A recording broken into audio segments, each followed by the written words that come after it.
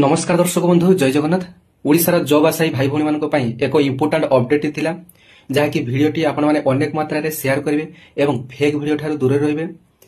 तबे किछि दिन पूर्व ओडिशार प्रति पंचायत रे पीओन नियुक्ति को नै एक नोटिफिकेशन टी आसीथिला जोंथरे प्रति पंचायत रे पीओन नियुक्ति हेबे बोली नोटिफिकेशन टी आसीथिला एवं सेमानकर दरमा 13,160 टंका लेखा रहिबो बोली नोटिफिकेशन रे कुहा जायतिला। पंचायतराज विभाग चिठी आसिला समस्ते मध्य खुशी हो जाते जहा हो प्रति पंचायत रे नियुक्ति देवे सरकार नियुक्ति मध्य बढ़िबो।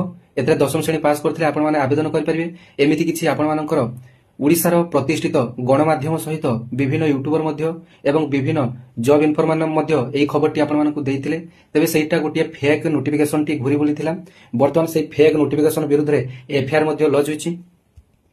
तबे भिडियोटी शेयर करी अन्य मानकु जणाइ देबे जे वर्तमान कोनोसी प्रकार भी नोटिफिकेशन आसी नाही सेटा गोटे फेक नोटिफिकेशन